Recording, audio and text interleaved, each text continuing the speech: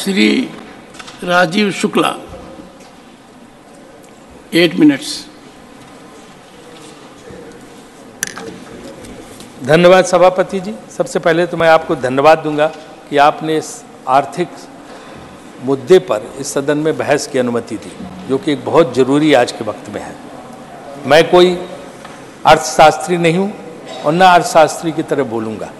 मैं एक सामान्य व्यक्ति के जो समझ में आता है उसी आधार पर अपनी बात रखूँगा।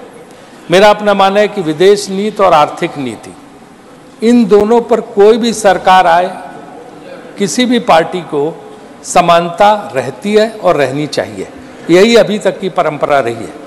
अगर 1991 में नरसिम्हा राव सरकार ने आर्थिक सुधार लागू किए थे, तो उसके बाद चाहे देवगौड़ा जी की सरकार हो, चाहे गुजराल साहब की सरकार हो, चाहे वाजपेयी जी की सरकार हो, अटल जी की, उन्होंने उसको पालन किया था। एक बार मैं पत्रकार के रूप में नरसिम्हा राव जी के साथ जो है स्पेन गया था और वो प्रधानमंत्री थे, उनकी प्रेस कॉन्फ्रेंस थी, तो वहाँ पत्रकारों ने ये प्रश्न उठाया कि आप तो ये आर्थिक सुधार लागू कर रहे हैं, आप सबको बता रहे हैं कि आप इंडिया में ये चेंजेस कर रहे हैं, रिफॉर्म्स ला रहे हैं, लेकिन कल आपकी सरकार नहीं रहेगी तो क्या होगा? तो उन्होंने बड़ा फेमस सेंटेंस वहाँ बोला था, the process of economic reforms is irreversible.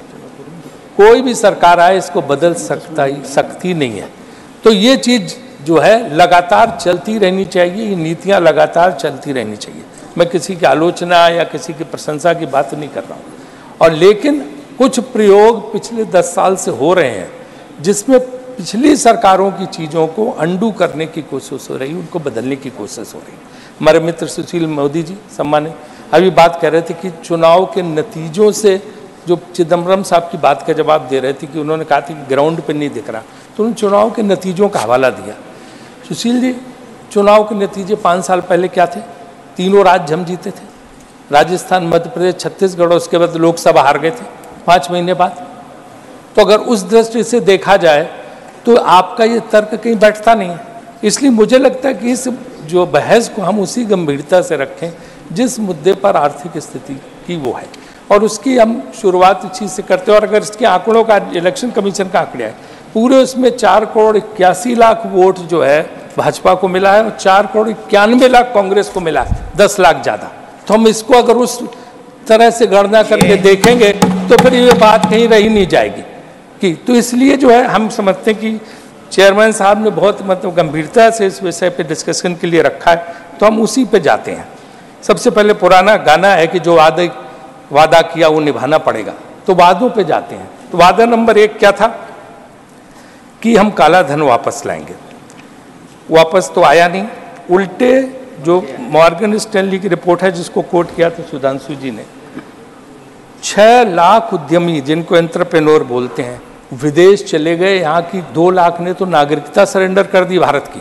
और उद्यमी जब जाता है तो सोचो कि वो लाखों लोगों का जो है, वो लाखों लोगों के रोजगार को जो है छोड़ के जाता, जो भारत में मिल रहा था। वहाँ जाके उद्योग लगा रहे हैं, बाहर के लोगों को रोजगार मिल रहा है, और उसके अलावा जो है यहीं से पैसा जा रहा है। तो उल्टे जो पैसा 4 लाख करोड़ यहाँ आना था, 10 से 15 लाख करोड़ के करीब पैसा बाहर जा चुका है देश का। ये गंभीर विषय है, इस पे मुझे लगता है वित्त मंत्री जी को सोचना चाहिए। कितनी भारी संख्या में उद्यमी या एंटरप्रेन्योर्स देश छोड़ के क्यों जा रहे हैं और बाहर क्यों बस रहे हैं? तो ये उनको सोचने की बात है कि वो क्यों ऐसा हो रहा है। और ऐसा नहीं कि देशभक्त नहीं थे, देशभक्त थे। मॉर्गन स्टैनली के रुचि शर्मा ने 2016 में फिक्की की स्पीच में कहा था, 2016 में वार्निंग दी थी, तब मुश्किल से जो है 50,000 लोग गए थे कि क्यों भारतीय बिजनेसमैन, भारतीय इंडस्ट्रियलिस्ट या एंटरप्रेन्योर्स देश छोड़ के क्यों जा रहे हैं, उनको रोको। तो ये चीज़ देखने की है कि क्या ये सरकारी एजेंसियों के ज़रूरत से ज़्यादा दबाव की वजह से जा रहे हैं, या क्या वजह है, उनके साथ अन्याय हो रहे हैं, इसको समझने की आवश्यकता है। दूसरा वादा था 50 रुपये लीटर पेट्रोल, 40 रुपये डीजल, हमारी सरकार आएगी। आप कह रहे हो कम हो गया, मुझे तो कहीं कम नहीं दिखाई दे रहा। अब आप गणना बता रहे हो कि इस राज्य में 96 का, वहाँ 106 का, 50 और 40 रुपये का तो नहीं है जो पहले था कि 50 और 40 रुपये में बिकेगा डीजल पेट्रोल। वो वादा तो पूरी तरह गलत साबित हुआ। और ये तब मैं तो योजना मंत्री था, जो है ब्रेंट क्रूड की रिपोर्ट रोज आती थी। हमारे ज़माने में $115, $120 का जो है तेल मिलता था क्रूड ऑयल, और उसके बाद जो है हाँ हम 60 रुपये पे देते थे, लेकिन यहाँ पे तो बहुत सस्ता, यहाँ तक कि एक वक्त $22 पे पहुँच गया था इस सरकार में, और अभी भी 40, 50, 60 के अल्ले पल्ले रहता है, 80 के अल्ले पल्ले रहता है, पहले से बहुत कम है। फिर भी ये दाम क्यों बढ़ रहे हैं? तो इसको जो है हमें देखना चाहिए कि हम क्यों 100 के पार चला गया पेट्रोल, और डीजल भी उसी के करीब करीब पहुंचा। इसका आप जानते हैं कि सबसे ज़्यादा असर ट्रांसपोर्ट पर पड़ता है, और जब ट्रांसपोर्ट महंगा होता है, माने कि माल ढुलाई, तो हर चीज़ की कीमत बढ़ जाती है, और ये जनरल महंगाई को बढ़ाने में सबसे गजब इसका मतलब प्रभाव पड़ता है।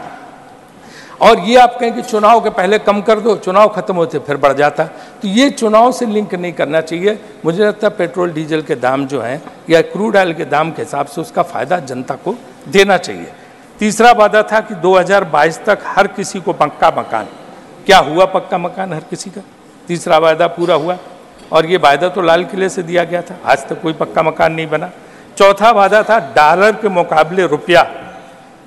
जब 50 हो गया था मनमोहन सिंह की सरकार में, तो इतना हंगामा हुआ था कि ये देश की इज्जत गिर गई, देश का अपमान हुआ है, रुपया कमज़ोर हो गया, मतलब देश, भारत देश का विश्व में अपमान हो गया। इतना हंगामा, वीडियो आप निकाल के देख लीजिए, क्या क्या नहीं कहा गया था। आज 80 से लेके 85 के बीच में डॉलर है, लेकिन कोई शब्द नहीं बोला जाता, कहीं किसी किस्म का देश का अपमान नहीं हो रहा। तो ये पांचवा वादा भी उसी तरह से, चौथा वादा भी उसी तरह से विफल हुआ।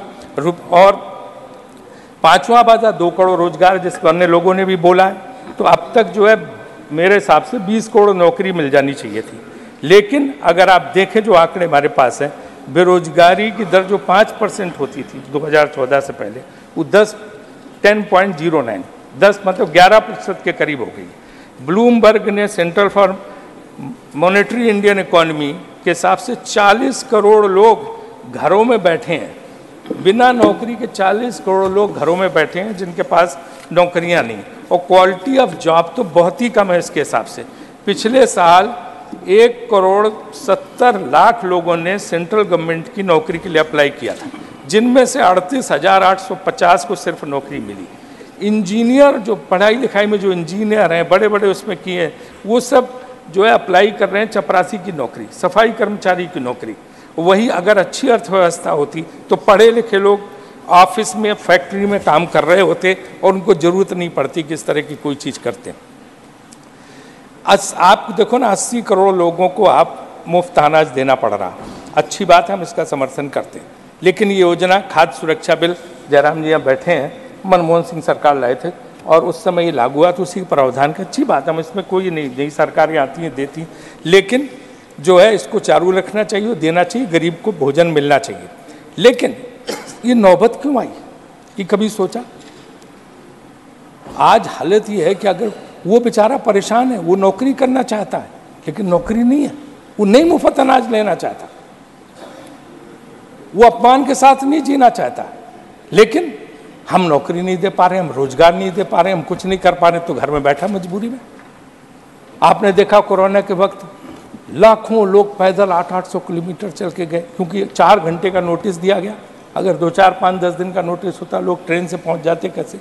और वो लौट के आए नहीं, कभी कोशिश नहीं कि उनको वापस ले आ जाए, वो गांव में बैठे। तो ये जो है हम देते हैं, अच्छी बात है, लेकिन हमें कम से कम उनको काम देना चाहिए। अगर 10,000 सरकारी नौकरी का अगर वो निकलता है वैकेंसी, तो 4-4 लाख लोग हो जाते हैं, लाठी चार्ज करनी पड़ती है। पुलिस में भर्ती का देख लीजिए, टीचर्स की भर्ती का देख लीजिए, कैसे लोग जो है लाठी चार्ज का सामना करना पड़ता है। तो ये चीज़ नहीं होनी चाहिए, और इस तरह के हमें रोजगार के अवसर पैदा करने चाहिए कि नौबत ना आए। छठा, महंगाई का सब ने बोला, डायरेक्ट ने भी बोला, सारे लोगों ने यहाँ पे बोला। कौन चीज़ सस्ती बता दीजिए? न गेहूँ सस्ता, न चावल सस्ता, न तेल सस्ता, न नमक सस्ता, न चीनी सब्जी, न सब्जी दाल सस्ती, न सीमेंट सरिया, ईंट मकान, दही जलेबी तक सस्ती नहीं। तो क्या स्थिति है जब कुछ सस्ता नहीं है, रेल का किराया तक बढ़ रहा? तो जो महंगाई दर है इसको काबू करने की आवश्यकता है, क्योंकि महंगाई जो है बहुत ज़बरदस्त बढ़ती चली जा रही। जो वादा था उसके मुकाबले महंगाई दर नहीं है। 7वां वादा स्वच्छ भारत था, बहुत अच्छी बात, हम सब लोग खुश रहे। 1-2 साल तो अच्छा चला, कई मंत्रियों ने झाड़ू लगाई, सड़कें साफ की, इधर किया उधर किया, खूब फोटो छपे, गांधी जी का चश्मा लगा के जगह जगह होर्डिंग पोस्टर लगे। आज कोई सफाई पे बात ही नहीं होती, जगह जगह कूड़े के ढेर हैं, जगह जगह पिए। और टॉयलेट एक प्रेम कथा इस तरह से फिल्म, जब भी कोई काम शुरू होता है सरकार में, पहले बॉलीवुड से फिल्म बनवा देते हैं, फिर वो फिल्म के जरिए जो है पूरा ही चलता है। और आज टॉयलेट्स की हालत देखो गांव-गांव में, भाजपा के हमारे सांसद बताते हैं कि किस इस तरह की स्थिति है। सर टॉयलेट्स की स्थिति जो है वो स्टोर बन गए हैं, गोदाम से बन गए, लोग उनमें कपड़ा सामान दूसरी चीज़ें रख रहे हैं, क्योंकि उनमें पानी का समुचित इंतजाम नहीं, उनको सफाई का इंतजाम नहीं, तो वो टॉयलेट सब बने बनाए पैसा बर्बाद, उनका कुछ हुआ नहीं। तो मेरा अनुरोध है सरकार से कि टॉयलेट्स की जो बुरी हालत है उसको भी देख के काम करें, है ना। 8वां सर, थोड़ा सा टाइम दे दी, 5 मिनट। 8वां अभी तो ये तो सर सिर्फ ये, अब तो मैं सुझाव दूंगा, अब कुछ सुझाव भी है ना सरकार में, तो पॉजिटिव डिस्कशन पे हूँ। 8वां वादा सबका साथ सबका विकास सर, सबका साथ सबका विकास 8वां वादा सर 10 वादे, फिर उसके बाद सुझाव 10 बहुत जल्दी खत्म हो जाएगा। तो 8वां वादा सबका साथ सबका विकास। जब मैं योजना मंत्री था तो मोदी जी हमारे माननीय मुख्यमंत्री जी थे और वहाँ पे आते तो उन्होंने बहुत अच्छा एक प्रेजेंटेशन किया था योजना में, जिसमें कैसे राज्यों को बिना भेदभाव के केंद्र सरकार को मदद देनी चाहिए। किसी भी विपक्षी दल नहीं सकते सर प्लीज, किसी सरकार को जो है विपक्षी दलों के साथ भेदभाव नहीं होता। बहुत अच्छा प्रेजेंटेशन था। उसी के बाद फ्लैगशिप स्कीम में सर 20% का, मतलब जो 20% का फ्लेक्सिबिलिटी दी गई थी राज्य सरकारों, उन्हीं के सुझाव के आधार पर। लेकिन आज हम देख रहे हैं जो विपक्ष की सरकार है उनको न जीएसटी का पूरा एलोकेशन मिलता है, न अन्य सहायता नहीं मिलती, और उनके साथ तो सबका साथ सबका विकास कैसे होगा? अगर जो इस तरह से भेदभाव होगा तो बड़ा मुश्किल होगा। और यही नहीं, आपको अगर पता हो कि नवा वादा जीडीपी ग्रोथ हमारे ज़माने में 7.03 रही और 9 तक टच की थी, अब 5.25 है। हालांकि 6 का क्लेम कर रहे हैं, लेकिन 5.25 का आंकड़ा हमारे पास है। 10वां वादा है जीएसटी, सरल टैक्स के लिए पूरा, जैसे भारत आजाद हुआ, बस यही आखिरी वादा है। इसका तो और लिस्ट लंबी है, नहीं बोलेंगे, लेकिन इसका जीएसटी सर, जीएसटी आपको पता है कि जैसे भारत आजाद हुआ तो उसी तरह आधी रात में कर प्रणाली कैसी सरल कर प्रणाली है कि पूछो मत। आप व्यापारी से जाके पूछ लीजिए, दुकानदार से पूछ लीजिए, परेशान है जिस तरह का जीएसटी है, जिस तरह से तंग हो रहे हैं इस जीएसटी से। और भाजपा के हमारे लोग ज़्यादा अच्छी तरह जानते हैं, व्यापारी वर्ग काफ़ी इनके साथ रहा, उस सब इनसे रोते हैं आके कि क्या हमारी गति है। ये जीएसटी का सरलीकरण भी होना चाहिए, क्योंकि सर बड़ा जरूरी है। इन्होंने रामायण की चौपाई पढ़ी सुधांशु जी ने, तो उसी सुंदरकांड की हम चौपाई पढ़ते हैं सर। सचु वैद्य गुर 3 जब, और प्रिय बोले भयास। आपका सेक्रेटरी, आपका डॉक्टर और आपका गुरु अगर डर के मारे आपके सामने आपकी तारीफ कर रहा, तो राज धर्म और देह, तो राज धर्म और देह 3 का होत बेगही नाश। इन चौपाई के जवाब में तुलसीदास जी की चौपाई है। अब सर सुझाव राजीव जी, ये बात लागू कहाँ कर रहे हो? ये बात किसके बारे में कह रहे हो? समझने की है, ये बात समझने की है। और श्री कार्तिकेय शर्मा सर, मेरा रह गया सुझाव तो रह गए, एक मिनट सर। श्री कार्तिकेय शर्मा सुनिए सर, मेरा सुझाव सर, आई लोग चेयर लिख कर दे देना, ठीक। राजीव जी, you have taken 50% more time than time allocated. Thank you, Chairman, sir. And every time you cross the time limit, I looked at wish to express my gratitude to you, allowing me to speak on this very important discussion. 1 second. Last 30 seconds. 30 seconds. एक तो share market से सब सारी खुशी नहीं होती है। Share market में जो भी हो, लेकिन पैसे का विकेंद्रीकरण होना चाहिए। कुछ लोगों के पास सिमट के नहीं रखना चाहिए, क्योंकि कहते हैं कि 10% लोगों के पास 77% वेल्थ है, वो नहीं होना चाहिए। पहला सुझाव। दूसरा, निर्यात और आयात के मुकाबले निर्यात ज़्यादा, आयात कम है, तो मेरे ख्याल से इसकी वजह से बैलेंस ऑफ पेमेंट, जो करंट अकाउंट डेफिसिट है, ट्रेड डेफिसिट, इस पर सब पे बहुत फर्क पड़ता है। तो सरकार से, वित्त मंत्री से अनुरोध है कि इसका ख्याल रखें कि किसी तरह से हमें निर्यात बढ़ाया जाए और आयात हमारा कम किया जाए। तीसरा, इंफ्रास्ट्रक्चर में गडकरी जी ने बहुत अच्छा प्रयास किया, काफ़ी अच्छा काम कर रहे हैं, लेकिन जो वर्ल्ड बैंक के हिसाब से अभी $1.5 ट्रिलियन का इंफ्रास्ट्रक्चर और बढ़ाना है। तो मेरा सरकार से सुझाव की कोशिश करनी चाहिए। Shri Kartikeya Sharma, last, come on. एक तो रह गया सर, नहीं ईज ऑफ बिजनेस। रखिए, कुछ रिजर्व में रखिए।